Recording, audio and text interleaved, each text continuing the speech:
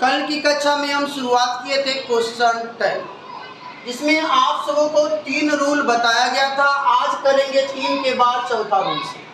कल हम लोग देख रहे थे रूल्स रिगार्डिंग द सब्जेक्ट के अनुसार क्वेश्चन टैग को कैसे बनाते हैं। 4 फॉर्म में क्वेश्चन टैग को बनाना है। एक सब्जेक्ट के अनुसार, दूसरा वर्ब के अनुसार, तीसरा निगेटिविटी के अनुसार और चौथा की बात करेंगे तो वीक वर्ब फॉर्म्स के अनुसार। हम लोग पहला देख रहे थे कंडीशन नंबर 1 में सब्जेक्ट के अनुसार, जिसमें रूल नंबर 1 में बताया गया था यदि मुख्य क्लॉज का सब्जेक्ट कोई भी पर्सनल प्रोनाउन हो तो उसका क्वेश्चन टैग वही प्रोनाउन होता है। रूल नंबर 1 में कल बताए थे। और दूसरा रूल में बताए थे यदि मुख्य क्लॉज का सब्जेक्ट दिस दैट होता है तो उसके क्वेश्चन टैग में इट लेता है, और दिस दोज होता है तो क्वेश्चन टैग क्या लेता है, दे। तीसरा पॉइंट में आप सबको बताया गया था यदि मुख्य क्लॉज का subject everyone, someone, known, anyone, everybody, somebody, nobody, anybody किसी वाक्य का क्या हो, मतलब क्वेश्चन टैग का सब्जेक्ट हो, तो ध्यान देंगे ये सभी में क्वेश्चन टैग का सब्जेक्ट क्या होगा, दे। क्या होगा, दे, क्योंकि बॉडी का मतलब होता है आदमी, आदमी करेगा। लेकिन यहाँ आज की कक्षा में हम लोग देखेंगे रूल नंबर 4, यदि मुख्य क्लॉज का सब्जेक्ट एवरीथिंग, समथिंग, एवरीथिंग माने प्रत्येक वस्तु, समथिंग माने कुछ वस्तु, एनीथिंग माने कोई वस्तु। यहाँ पे देखिए नथिंग मतलब कोई भी वस्तु नहीं, एनीथिंग मतलब कुछ वस्तु या कोई वस्तु। दोबारा लिखा गया एनीथिंग, है ना, हो तो क्वेश्चन टैग का सब्जेक्ट क्या होता, इट। क्वेश्चन टैग का सब्जेक्ट क्या होगा, इट। ध्यान देंगे, जैसे मान लीजिए एग्जांपल है एवरीथिंग इज पॉसिबल, मतलब सभी वस्तु पॉसिबल है ना, सभी चीज संभव है ना, समझना, सभी चीज संभव है ना। तो बोलो, ऐसा बोलेंगे तो हाँ या फिर नहीं, मतलब यही हाँ और नहीं क्वेश्चन टैग का लाएगा। बोलो इज के लिए इजंट हो गया, बोलो ये एवरीथिंग के लिए सब्जेक्ट एवरीथिंग है तो क्या लगाएंगे क्वेश्चन टैग का सब्जेक्ट, इट। यहाँ देखिएगा नथिंग वाज रॉन्ग देयर, बोलिए क्या बनेगा, वाजन, वाजन। बोलिए नथिंग के लिए subject it. Next something was possible, something was possible, तो यहाँ ध्यान देंगे समथिंग वाज पॉसिबल तो क्या होगा, फिर यहाँ पर वाजन क्या, समथिंग के लिए इट। इस तरह से हम लोग आगे बढ़ेंगे, इसको नोट करेंगे, लिखेंगे आगे पॉइंट नंबर 5। लिखिए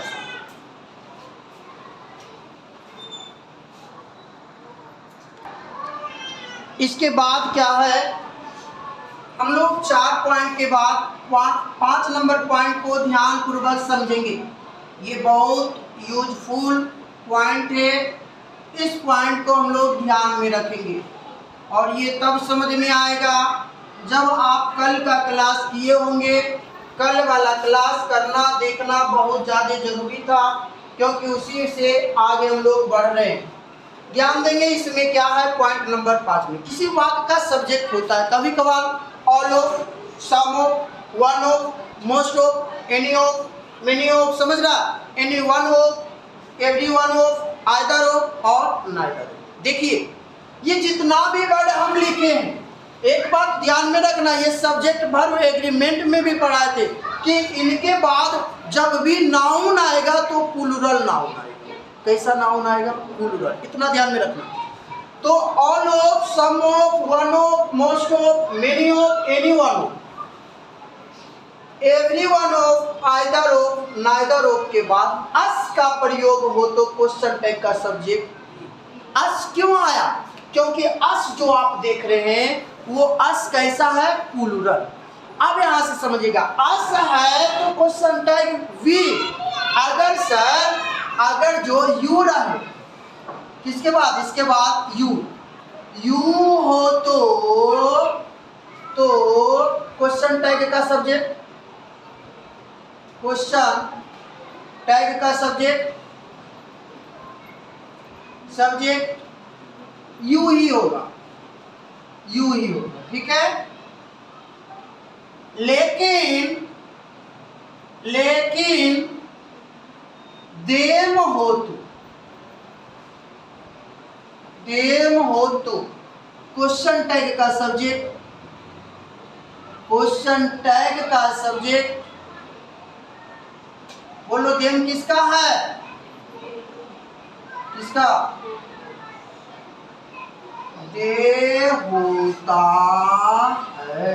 ध्यान रखेंगे विद्यार्थी कि जब भी होगा ऑल ऑफ के बाद अस रह सकता, यू रह सकता है, देम रह सकता, कभी भी हिज नहीं रह सकता, हर नहीं रह सकता, मी नहीं रह सकता। समझ रहे हैं आप सब? मतलब ऑल ऑफ मतलब सब की बात कर रहा, तो सभी लोग की जब बात करेंगे तो जब भी नाउन होगा तो कैसा होगा, प्रोनाउन होगा प्लूरल। आई नहीं होगा, ही नहीं होगा, सी नहीं होगा, नाम किसी का नहीं होगा। समझ में बात आ रहा? तो यहाँ पे याद रखेंगे क्या क्या हो सकता है सर, अस हो सकता है और वी। अस का क्या होता है, वी, क्योंकि अस जो है ऑब्जेक्टिव फॉर्म में, और वी जो है सब्जेक्टिव फॉर्म में।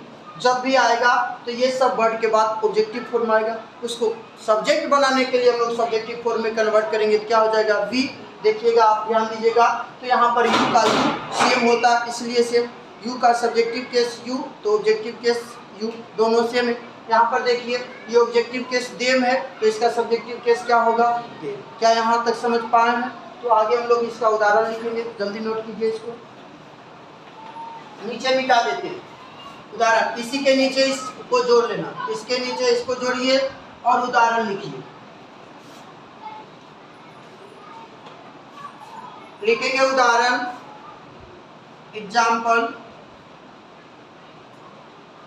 all of us are happy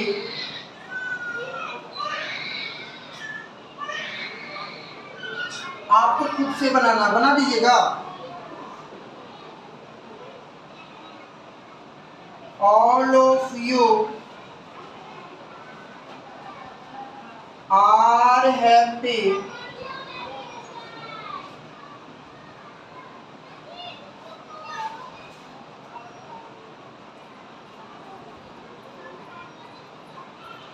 most of us are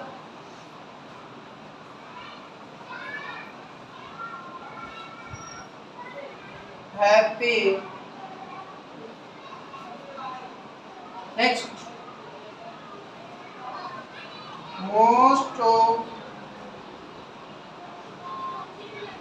इसको खत्म कर देते हैं, मोस्ट ऑफ अस को काट दीजिए, थोड़ा सा चेंज कर देते, बार बार एक ही उदाहरण हो रहा है, इसको थोड़ा चेंज कर दीजिए।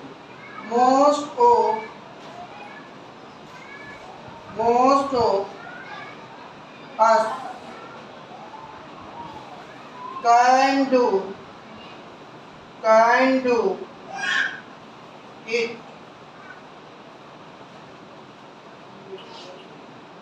चलिए बनाइएगा, एक और लिख लीजिए example, most of them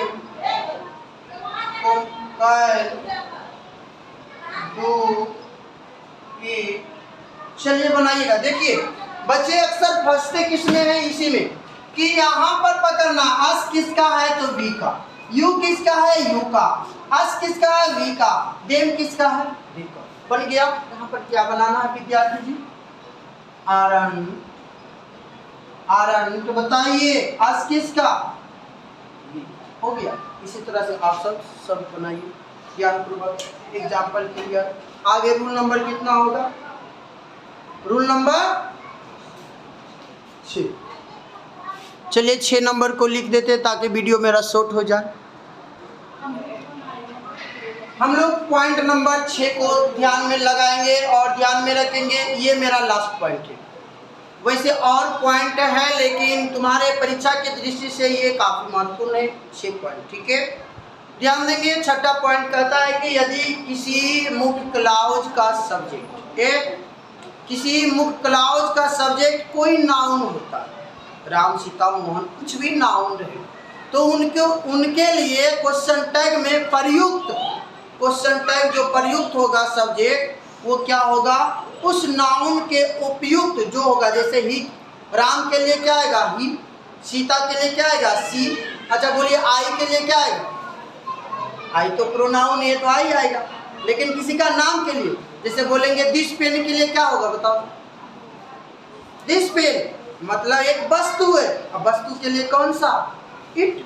pronoun वस्तु के लिए क्या होता है, इट। तो इस तरह से हम लोग बनाएंगे।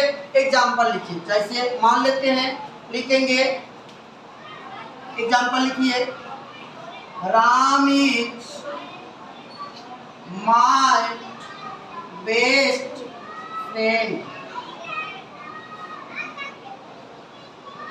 चलिए बनाएंगे, Ram is my best. Sita is my best friend. चलिए बनाइएगा, this pen is red. Next, that chair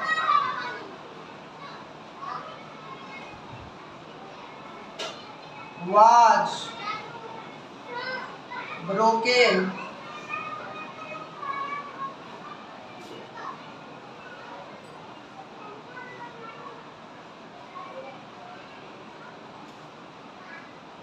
this house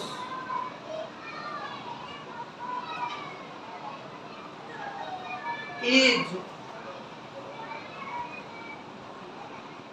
colourful. चलिए आप ये सारे एग्जाम्पल को बनाइए और आज की कक्षा मेरा यहीं पर समाप्त होगा। कल हम लोग देखेंगे रूल्स रिगार्डिंग द वर्ब।